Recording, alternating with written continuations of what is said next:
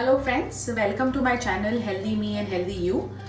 So today we'll be baking cookies. These cookies are again healthy because it is made of whole wheat flour, ghee, and we are gonna infuse it with some almonds, some saffron and some cardamom. So it's kind of a mix of cardamom, saffron and almond cookies.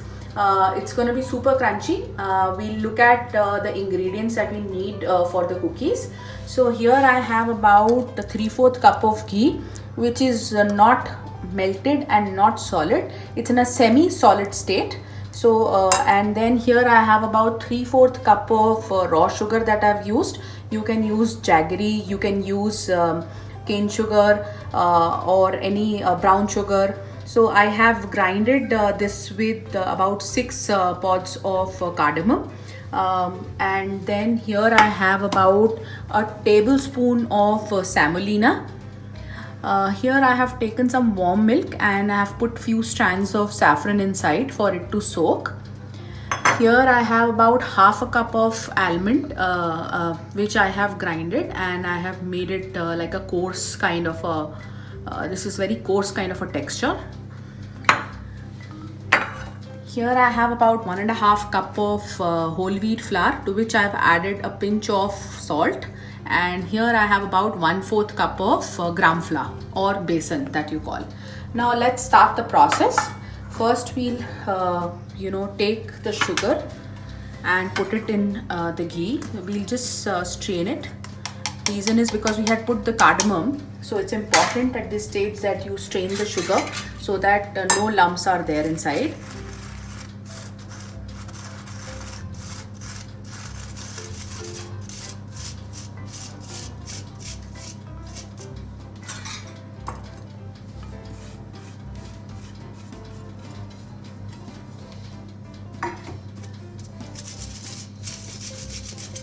So here we have, now we'll give it a mix.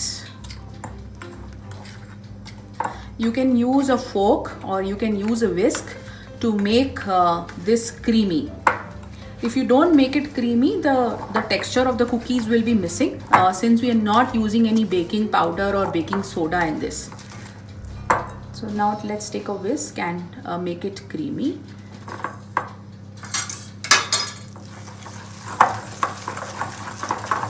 You have to mix it till it changes little to about pale yellow.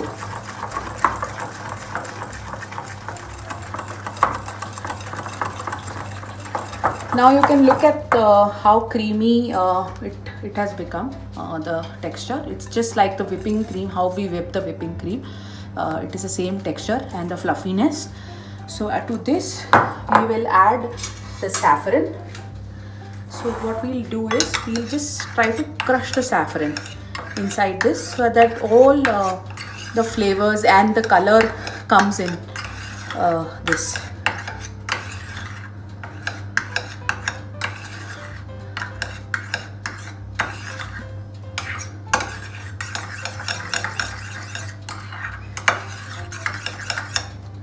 So this is how it looks. It will give a wonderful color and flavor to our cookies. We just add it to the butter mixture and give it a stir.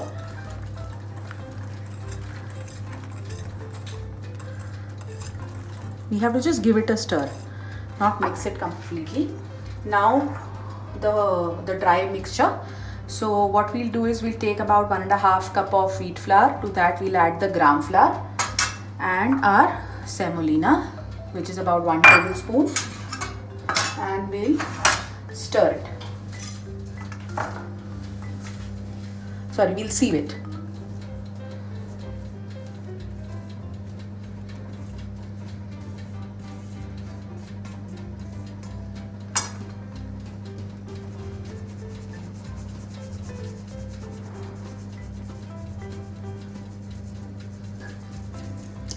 This is done.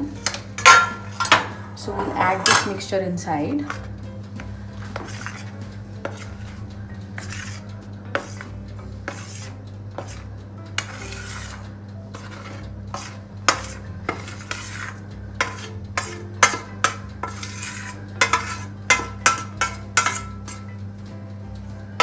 And to this we'll also add our almonds, the grinded almonds that we had put some for decoration purpose. And now we'll give it a mix. We'll use our hands now.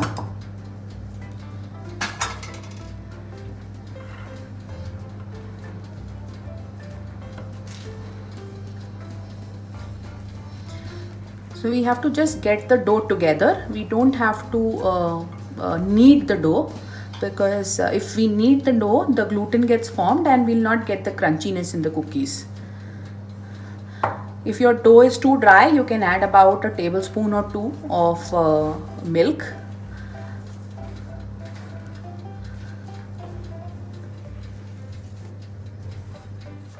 So you can see the dough is formed. We didn't require any additional milk, and you can see the oil on my hands. Now how you know that the dough is correct is when you break it in, you see that it is not formed like a dough. So there is still gluten which is not been formed. So we'll just divide it into 2 parts now.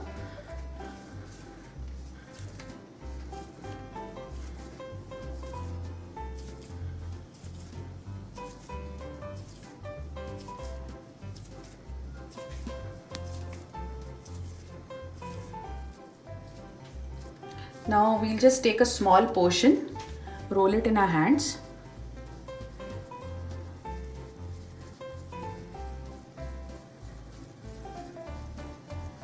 Like this, and give it a press. In the center we can add some crushed almonds that we had put. And I have already lined up a baking tray with the foil paper and parchment paper. We'll keep lining up the tray like this. Just give it some shape.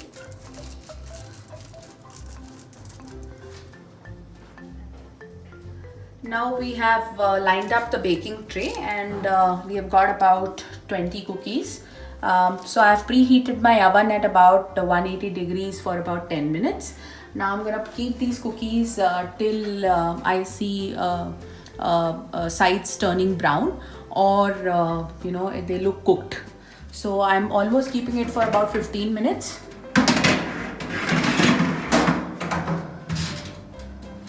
At 180 degrees.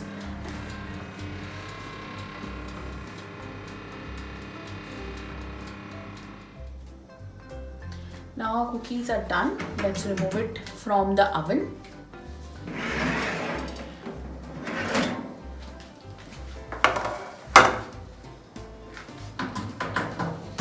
Just leave it on this tray for about 2 minutes, and then transfer it on the cooling rack for about 30 minutes.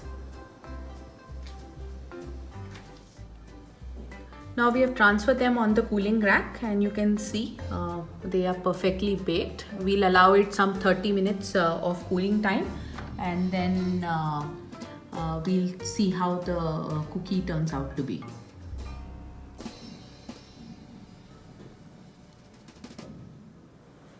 And our cookies are good. They have cooled down completely and they are very crumbly. I'll just break one to show you how crumbly they are.